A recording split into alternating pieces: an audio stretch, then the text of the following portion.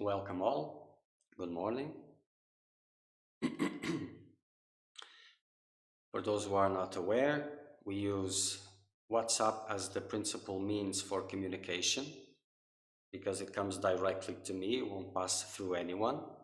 And while I'm answering, you can still continue asking questions and I will answer it before I will change to someone else. Okay? So the number must be around somewhere in the description or in the image, in the video,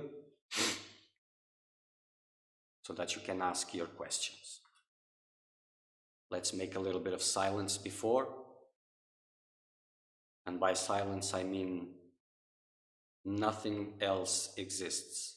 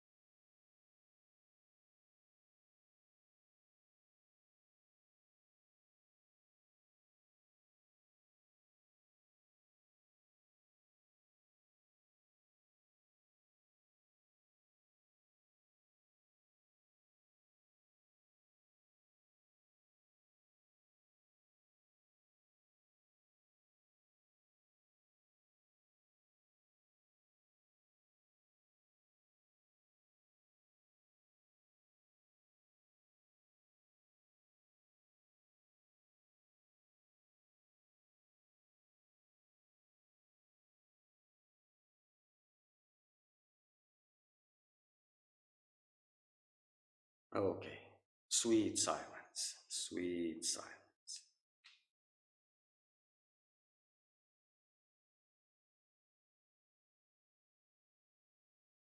Okay, so Francois, I will not be answering your questions today, just this last one. And I'm going to speak a little bit my previous answer to you. Then next time, next satsang will be Tuesday, and I will take up your questions. I understand the seriousness of your quest,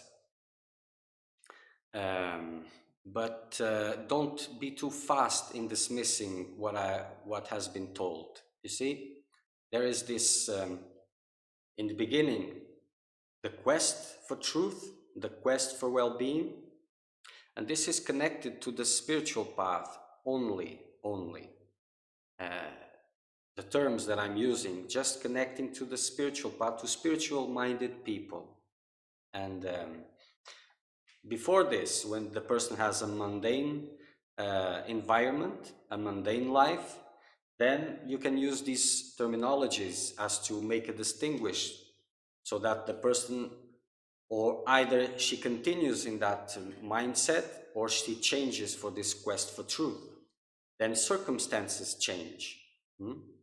But after this, the seeker of well-being, it is still there with the seeker of truth. See? So these things that I pointed, and this fast answering. Usually it's not very clear, these fast answers. What you think you know doesn't really gives a feedback of what is there. And through all the path, through all the time, the seeker of well-being will be present every time, trying to hijack your work, trying to uh, contaminate the motivations and all of this. So it is a constant presence. For the seeker of truth, judgment is not very useful. You see, evaluating is not very useful. Observing, recognizing, this is useful. No judgments, because you are doing the best that you can. If the thirst is there, or if it isn't, you are doing the best that you can. But these words are just for the ones who have the thirst. So the thirst is there, and you are doing what you can, the best that you can. And you're not doing more because you don't know how to. And the vision is lacking, and a lot of other things. So this recognizing is very important, because if you look at yourself with judgment, or if you look at others that are judging you, you will lose the recognition, because you'll be, how do you say this, frozen into a state of a defensive position, and this doesn't allow you to see clearly. If you don't know who you really are yet, and by this I don't mean about intellectual concepts, of course, then the seeker of well-being is there somehow, hijacking, diverting things. And if you're paying attention and questioning, really questioning, and this takes time, some things can be questioned and tested immediately. Some others take longer, and the depth that you can go, this also takes time and dedication. It cannot be done in a fast way.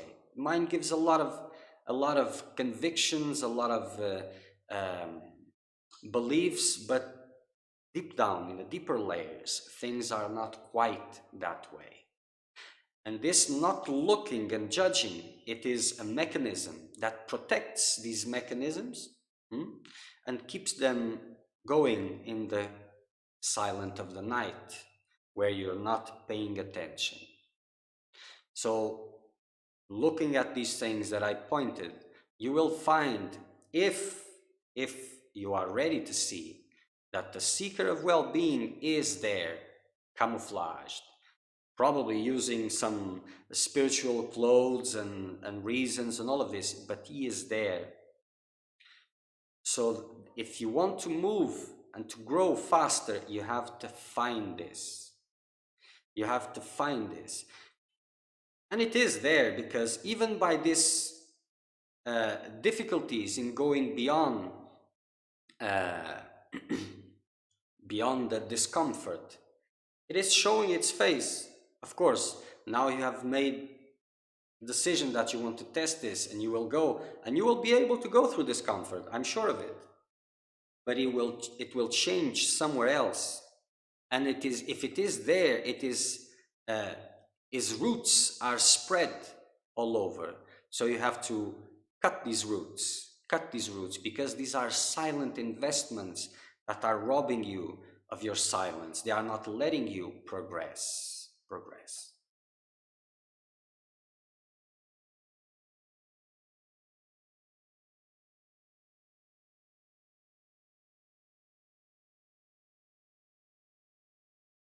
About devotion.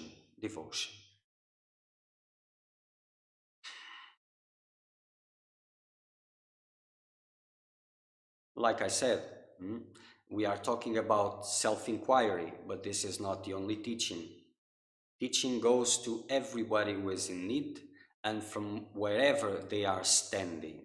So I'm talking about self-inquiry, but others that are listening, that are practicing something else, you can come forward and bring your questions, and I will speak in a language that you can understand, more or less. So we are not just talking about self-inquiry, because the path of the seeker of truth is not connected to any lineage, to any system, to anything. It is alive, it is free, and it moves as you per need. And the need is connected to your particular illusion, your world of beliefs, nothing else. The system is an outer system that you can put yourself into to help you break your world, break your illusions. And it will be there for a specific time, the time which is needed. And then, when time comes, guidance changes these teachings according to need. But let's go back to, so everything is the self, there's nothing but the self. So what you call as objects, they must be the self also. So you are the self, this is fine, everybody accepts this. Oh, I'm the self, of course. But the other one is the self also. God is the self also. So wait, but not God. As an object, it's not the self. Everything is self, but that is not the self. I have said previously that for self-inquiry, your heart must be filled with love. And if love is excluding all these things, is it from where is it coming, that love? Because you see, I will use the word ego as you were using before, because usually I don't even use this word. What kind of love is growing and from where? Because love, as it is growing inside of you, whatever the words mean, it starts ripping apart everything which is there, eating all these beliefs. Love is the growth. First, it presents itself when the process is alive as a big fire that starts to burn inside. It's like being all the time inside of a big fire. Then it will show other faces. And this dissolution is into this love. You see? And there's something in the quest for truth. Because finding yourself small like you do, it's not perchance, it's not a mistake. And the point is for the divine romance. And I know a lot of confusions are there about this, and if you want to bring these subjects, you may, and I will go through them one by one. But this is the point. You see, there are no teachings. Teachings have no life from itself. They don't. Or they have the love of the one who has transcended ego, as you have mentioned, or it has nothing.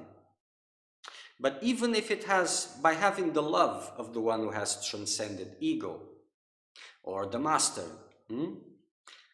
still, this is not the most important subject. It is important, but the other part is also important. The master, the teaching, only makes sense if there's a seeker, if there's a disciple, a ready one. Because if there isn't, the teaching comes with life and ends up dead. It can still bring something a little bit, but it dies when it reaches. Because it is not heart through heart, it is heart towards mind. And this ends it.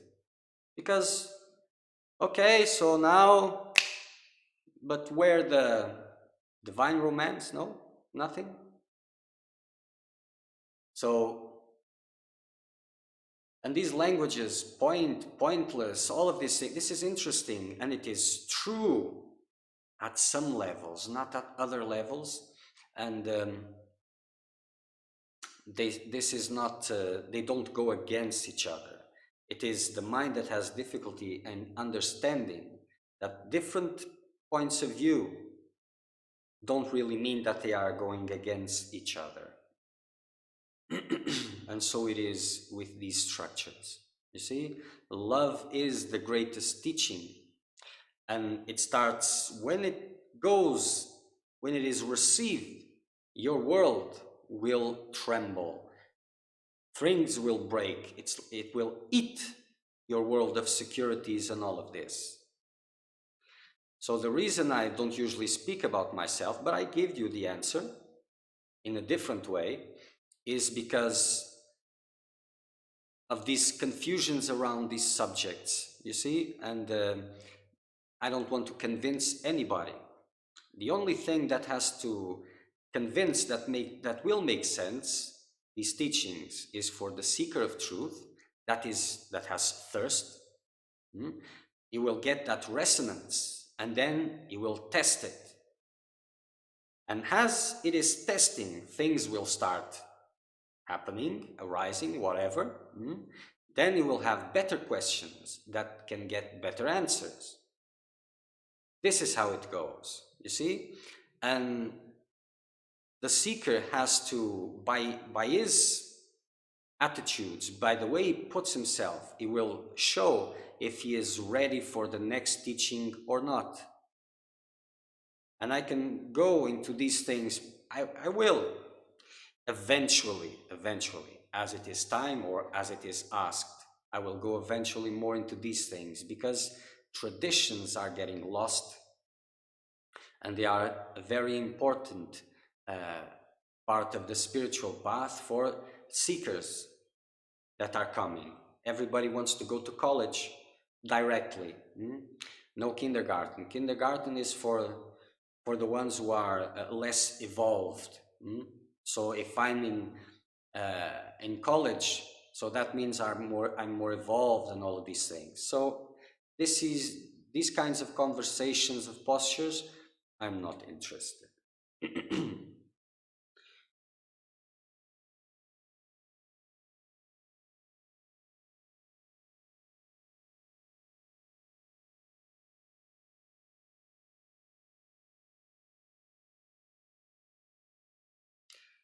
Yes, I recognize. Okay, I will go just a little bit through these last three, but then Tuesday we will go, and then you can put all your questions, because I have to answer other questions. Okay, so, and then I will go even more deeply into this, as much as you want. I recognize that my mind has still many preservation strategies. Okay, let me answer just this first one about meditation. Yes, you must go until your limit. I have just finished an hour meditation session without moving. Good. Stillness, complete stillness. Nothing moved. This is important. You recommend extending more and more to the point where I can't bear the pain anymore. Yes. 2 hours. Yes, certainly. For self-inquiry, 2 hours at least. And increasing the time, go at to the point where you cannot go beyond. If you cannot stand these 2 hours without moving, then you go until it is your limit, and then you start pushing it slowly, 5 minutes, 10 minutes, but what you extend, you maintain. Not extending today and then doing less tomorrow. You have to maintain it. You have to conquer that time and maintain it. And this sometimes causes problem, because the mind gets directed to the tool in itself, and to just increase time. But I don't think that is a problem at this moment.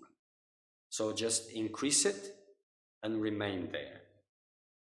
I recognize that my mind has still many preservation strategies, that it comes to the same when you say that the seeker of well-being is still there. Love is there, but I direct it towards the self. Why? Because it is easier? Because you can fit into this self-concept?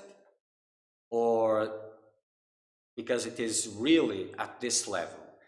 Guidance is not there yet. Everything is the self, yes, but everything is related to I. When I dissolve, there is no, everything is the self, yes, but everything is related to I. When I is dissolved, there is no everything anymore. You see, magic is to be lived. Magic is to be lived. And you see the biggest structures that keeps you from this dissolution to totality. It is concepts. And these concepts, they are the bars of your prison cell. And even if they are truthful, it doesn't matter if the concepts are truthful, but are just concepts. They are there to prevent you from seeing this, from realizing this. This is why guidance is a must for a seeker of truth. And is a must, not something that is being sold to him, pushed towards him. He will have to seek it, because he will see that it doesn't matter how much he works, eventually he will not make it alone, because he is trapped inside this labyrinth. And this is not, there is a point also to this. And the point is divine romance. But time takes care. Time takes care.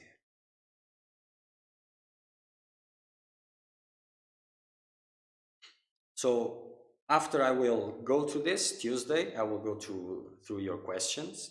But until then, you can push your meditations, and I'm going to speak about meditation today. So it will just be complementing, but the lifestyle, the food you take, the less food you take, the more you can push your meditation forward. You see, they have a relationship, food and meditation. Less food, more meditation. And if you can just eat once a day. Noon is the best time to eat. Just once a day, simple food. Then you will see that these things increase intensely. The time that you can sit still, straight.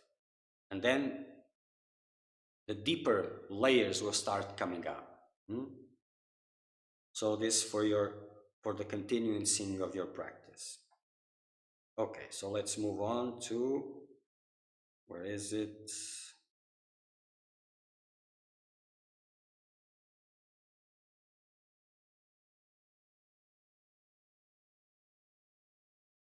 Okay, so I think it's Yori this time.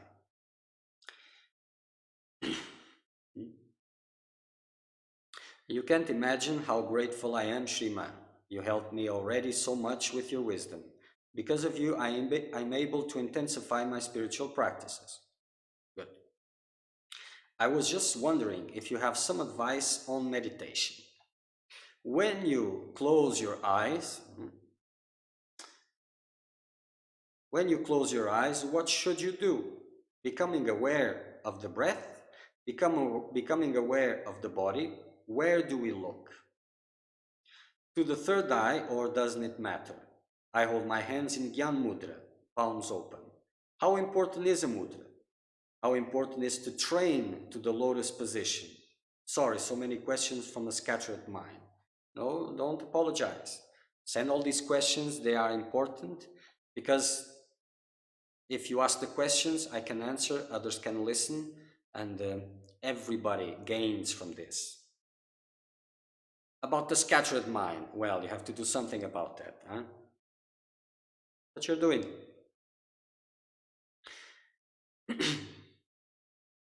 Okay, when you close your eyes, what should you do?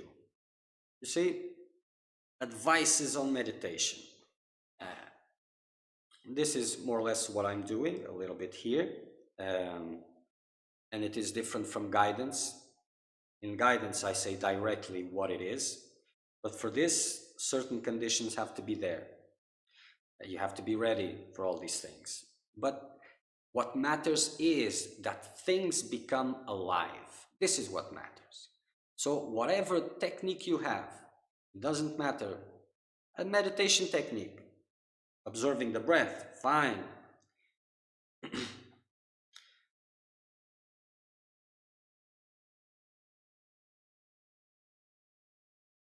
Becoming aware of the body, no need. No, but the breath, okay. Where do we look? You pick a meditation technique that you have practiced or that you have learned, something that you can relate to, and you practice intensely. So stillness of the body is the first silence in meditation that has to be conquered. And this will push a lot of what is scattering your mind. A lot of noise. You see, pain in the body, excuse me, emotions, negativities, positivities, all these things. Noise, just noise. Thoughts moving around, just noise. There's no point in distinguish one thing from the other if it's good or bad. It's just noise. So upright position, stomach in, chest out, chin parallel to the ground, palms in Gyan Mudra, it is good. And then focusing on the technique that you are practicing. The technique, the difference from meditation to the meditation I'm talking about in self-inquiry is different. You pick up the form of meditation as the basis for the self-inquiry. So in the meditation technique for meditation, the mind holds on to the technique. In self-inquiry, the mind rests on the presence, rests in that silence, undisturbed. It is different, you see? So meditation takes you to a point, as the mind holds on to something, it releases the rest. This is the importance. So the technique in itself, it's not so important.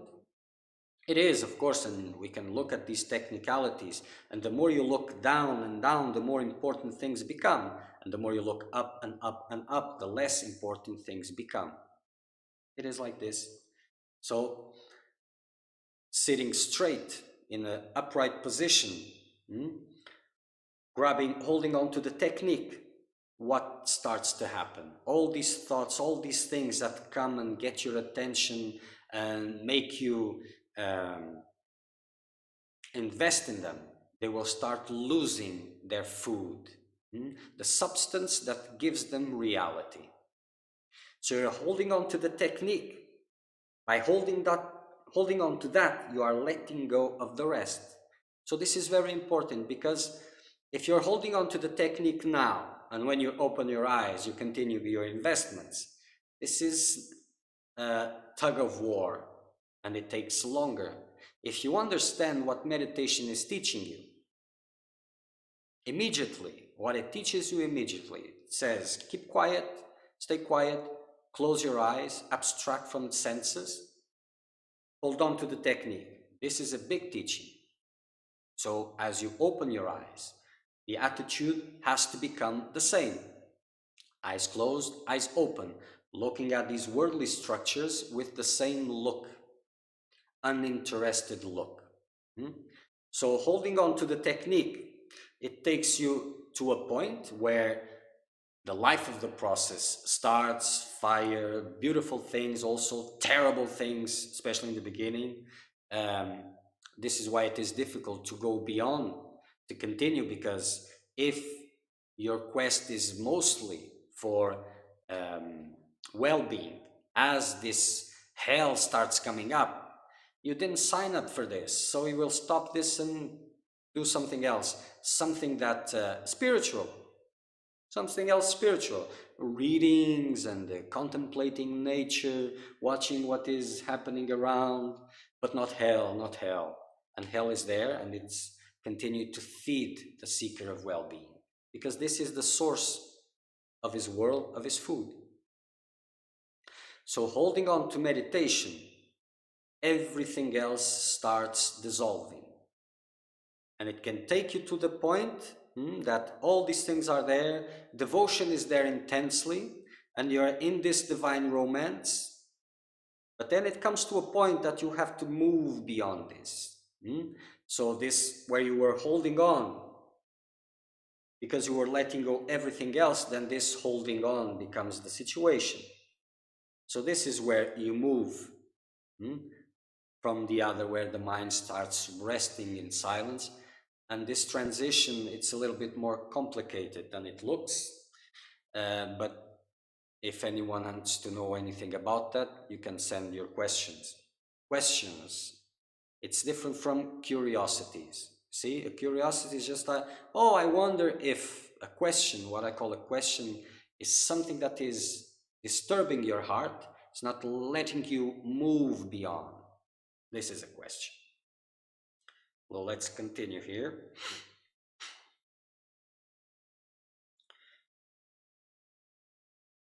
So becoming aware of the breath, concentrating on the breath. Becoming aware it is there. That's not enough.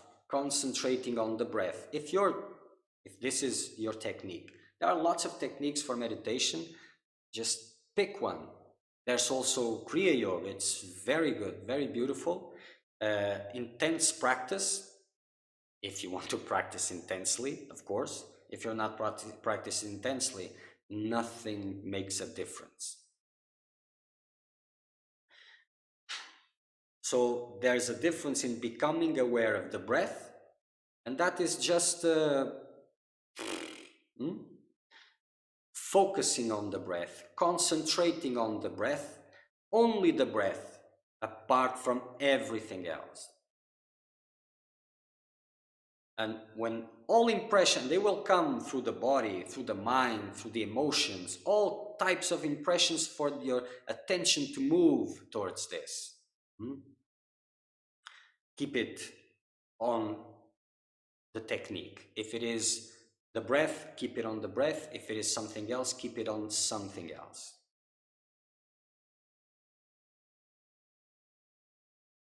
And there are, okay, you're asking here. So to the third eye, or doesn't matter. You can also concentrate on the third eye.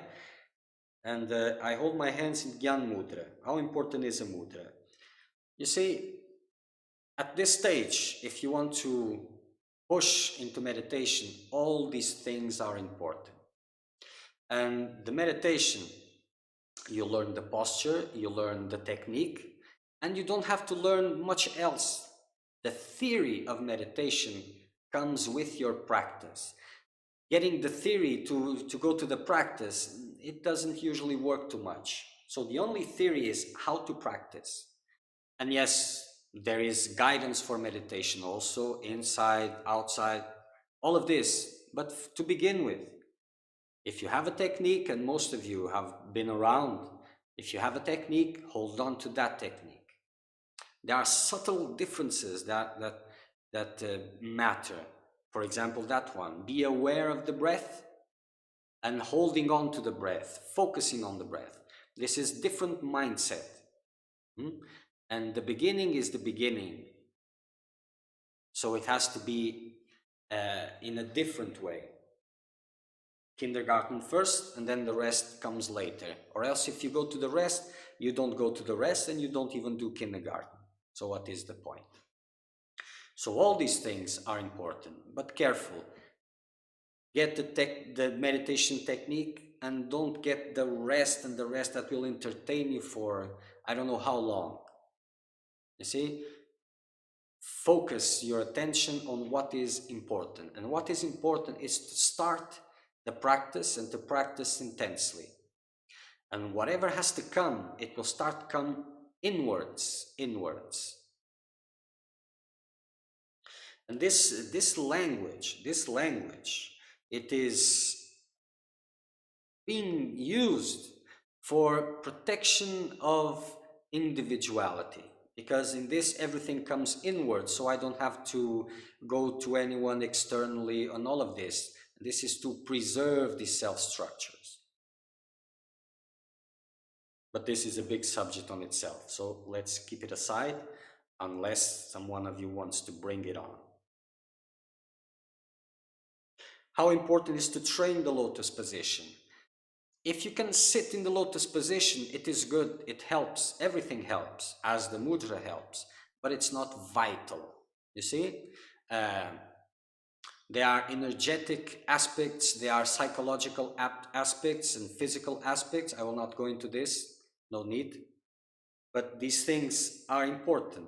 But if you cannot sit in the lotus position, because uh, the West is not the lifestyle, it doesn't give this thing as an easy thing.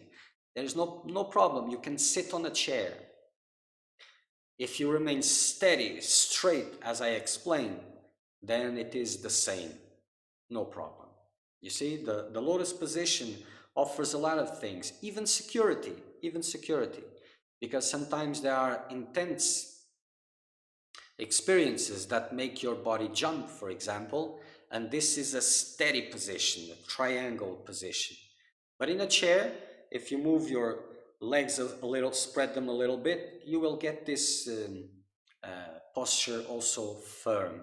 So no problem. There is no point in fighting with your body.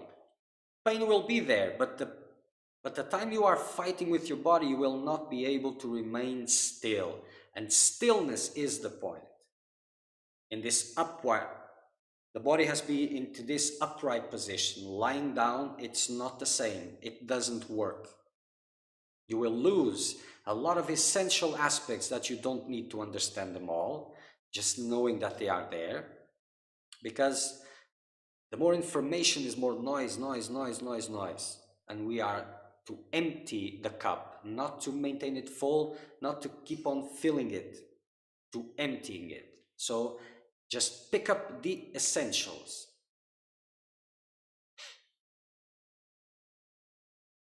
So everything helps. Lifestyle, position, technique, mudras, all of this. But all of this only help if intensity is there. And for example, there's this Gyan Mudra. There are other mudras. So should I go further? No. You have this one. Use this one. This one is very good, probably the best, especially at the psychological level, but also energetic level. But it is enough. No need to search for anything else, because your mind is playing tricks. And oh, so this is important, so I have to learn all these things to compare to see which is best. And it maintains the movement, maintains the noise, maintains all of this. And this has to be kept in a check, or else you're just doing with your hands, building with your hands, and crushing it with your feet.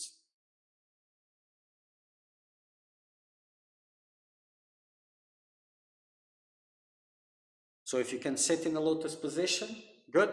If you cannot, no problem. You can sit in a chair, steady, the same way. It will take you there, because the body can be pushed through. You can work it, but it takes too long. And it will divert your attention from what is essential to something that is not.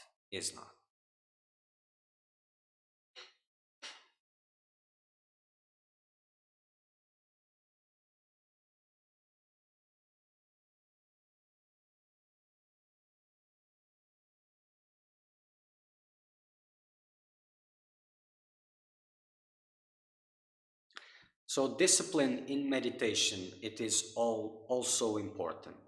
The best time for the practices of meditation is 2 o'clock in the morning to 6 o'clock in the morning. As the word sleeps, the seeker of truth is awakened, and it is working intensely. So this is the best period. If you cannot practice in this period, and I'm not looking at the possibility that you are too busy sleeping, but you have some work to do at this hour, then whatever you can, it is good. But this is the best time. Everything is more quiet, so your own noise may come up more intensely. You see, because your inner noise feeds from outer noise. It is a circle that it is maintained. And this is making your meditation more difficult, to go deeper and deeper and deeper.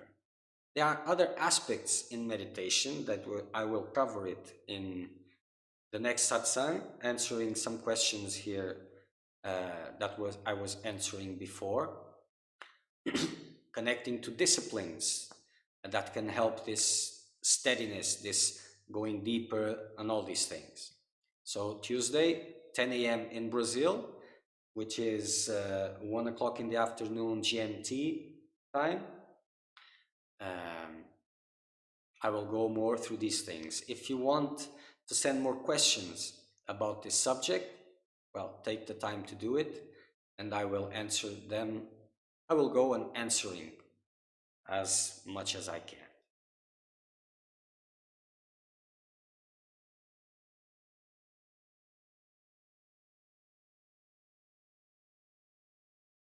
A seeker of truth works twice as hard than a worldly people. Keep this in mind. Lifestyle is utmost important. This moving around here and there is just agitation to the mind. This going through different subjects, reducing the metabolic functions, it is important. And stop putting things in your mind that are not really needed. The more silence, the better, and you will see that it makes a huge difference in your meditation. Or else, if you don't pay attention to these things, what will happen? Nothing. You will just get frustrated with your practice and you'll give up. And your world continues to applause because everything is as it is, as it was. You see, you cannot trust the mind.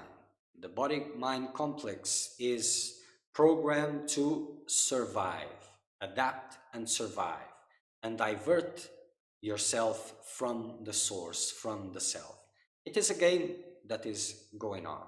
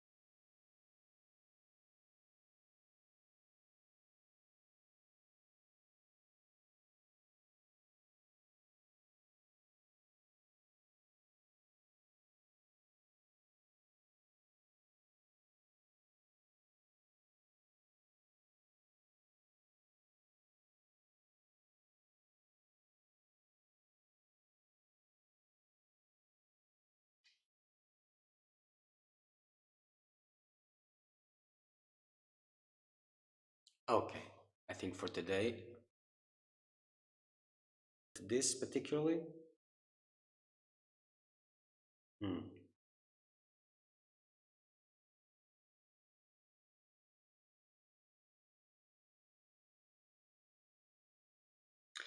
One waking up in the night from 2 to 6 to practice would be counterproductive in a way if in the day afterward I'm very sleepy and less alert in my ongoing practice with eyes open at work. At work or in the work. Hmm? But no, the capabilities that you have, it's very different. The one who is practicing meditation intensely um, gets a different nourishment, so his vitality increases a lot. And what robs you and what makes you have more need to sleep is eating and the types of foods that you eat. So it seems that eating gets nourishment for you, and a worldly person with a worldly life needs eat, and if the work is heavy, it needs to eat even more. But for the seeker of truth, you see, his food comes from somewhere else, not from the food in itself. That is just a little bit of nourishment for the body, nothing else. But then a lot of vitality of energy comes to the seeker of truth. So the less he reduces the food, the more active he will remain. And it is about a matter of habit, you see? But eventually, if you're talking with my eyes open in the work of being, of being the presence, of being aware, then it is one thing. But at work, well, that is something else. And you will find with time that this is a 24/7. So eventually circumstances will have to change to allow. It's not 100% that it has to change. It's not. But most of times it changes, or you can go through, or it has to change, so that what is most important can move onward and what is less important can stay behind. But it is a matter of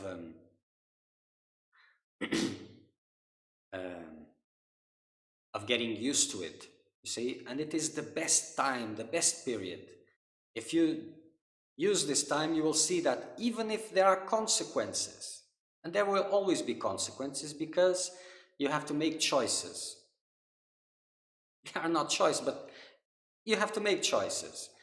And then things show themselves in a different perspective. But with time, and even if there are setbacks, it pays to use this time. It is the most important time. This time and the end of the day. If you cannot do this more times in a day, then this period 2 to 6, and then at the end of the day, 1 hour, 2 hour meditation, that will be just preparation for this period. Preparation. It is very good. But the ideas you have of resistance of the body and all this is connected to a specific experience. If you change these things, you will see that other things are possible beyond what seems impossible now. But only practice reveals this.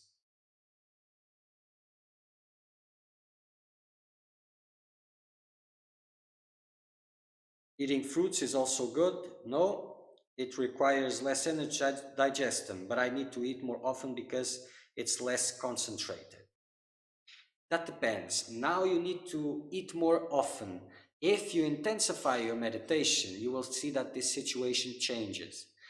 And the more the more times you're eating in a day, the more you are disturbing your body and pulling your energy to these lower parts of your existence, reality, or whatever. Words are complicated. They are just a means to give something else. But you're messing with your work. The less you put food inside, the more energy goes up to these to where it is very much more well spent. You see? So whatever you have to eat once a day. This is the best for your practice to evolve. Fruits, nuts, a little bit of milk, good. Whatever is, nuts are not very easy to digest, but at this particular time of the day, you can do a little bit more heavy food, no problem. If depending how much meditation you're practicing, if you're going 10 hours in a day or beyond this, then reduce it. It will be important. If you're going 2 hours, 4 hours in a day, or 6 hours in a day, then you can have some nuts, fruits, milk, porridge, something light, and it will be fine. This hunger is just habit. Give the food that nourishes the body, and don't worry about the rest, the ideas that come, oh, this and that, or hunger. Hunger will come at that specific hour that you're used to eating. But it can wait. It can wait. Remember, you're in a direction of dissociating yourself with these I must, I need, and all of this. So this specific amount of food, you will know mentally, it is enough to nourish the body. You will not die nor anything. So maybe a little exaggeration, but okay. Uh, you eat this and then you continue, and 24 hours later, again and again and again, like this. And you will see that your body gets used to this very fast. And nourishment, real nourishment, comes from somewhere else. If it's not coming from this intense practice, something is misplaced, and it has to be seen in its own context. But this light food is very good, yes. But even cooked food like um, porridge, and the other thing which is quite common for um, khichdi, rice, some vegetables, nice, a little bit of spice, small spices, very mild spices, and it gives the nourishment. Nothing else is required. Your body will complain because it may be used to eating different times a day. Let it complain. It will get used to it. And the more you give attention to it, the longer it will complain. The more intense you are in your cutting this, the faster it will get used to. And you will see that it will make an enormous difference in your practice.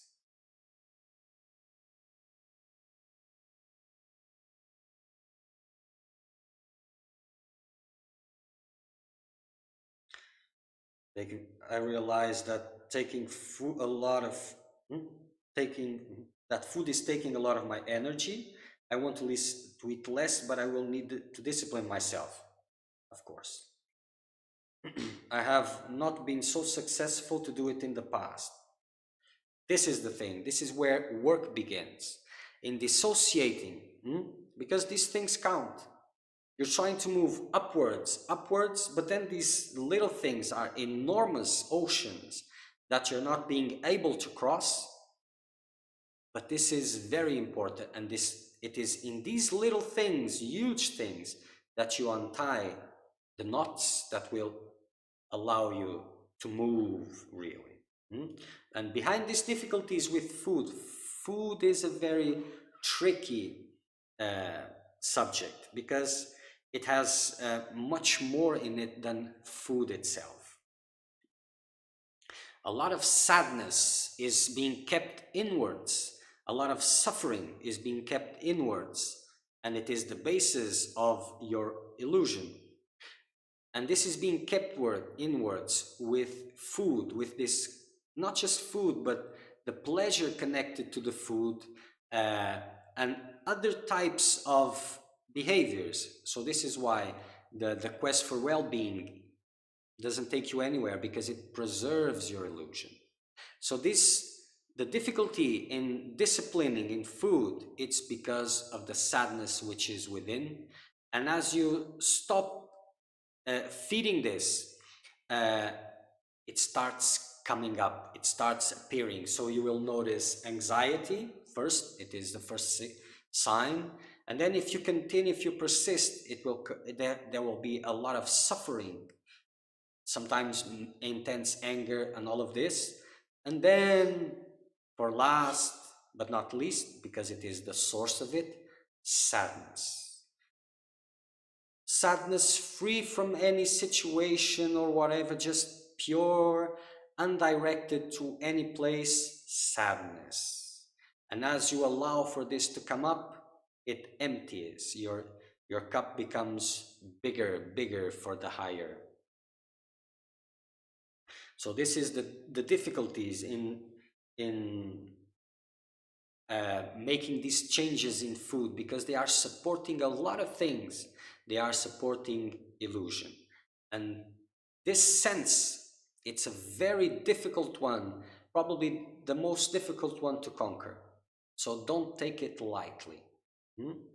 So this disciplining yourself is very important, and be aware that you will face difficulties. If you're not facing difficulties doing this, pain has to come.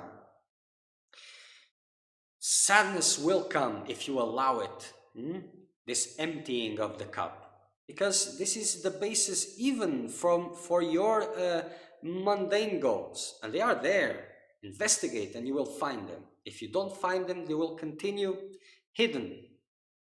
But this is the basis. Without this sadness, life, human life will have no point. It makes no sense after all. And it would not just be at the intellectual level.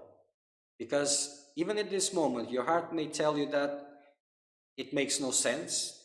The concepts you have may tell you it makes no sense, but if you investigate, it will be there. And importance is still being given. You just have to figure it out, to find it, have to uh, be really willing to see, and you will see that it is there. When these things come out, then as a real thing, it is unimportant. So the character of that movie needs that sadness, that suffering. It is a part, a vital ingredient of everything. If you start cutting it, then it will change. But to change this, whatever, to intensify spiritual practice, you will go through your own chaos, your own hell, your own suffering. If you're not going through, then you're not really questioning the structures, just moving around in them. Doesn't matter if you're in a spiritual context or in a worldly context, no difference. In serious practice, discomforts, suffering, pain will be present. This is the first guardian, which is telling you, no, go back. At the same time, it is the first master, which is saying, it is through here, come. You choose which one you want to listen. The guard who is pushing you back, or the master which is inviting you in.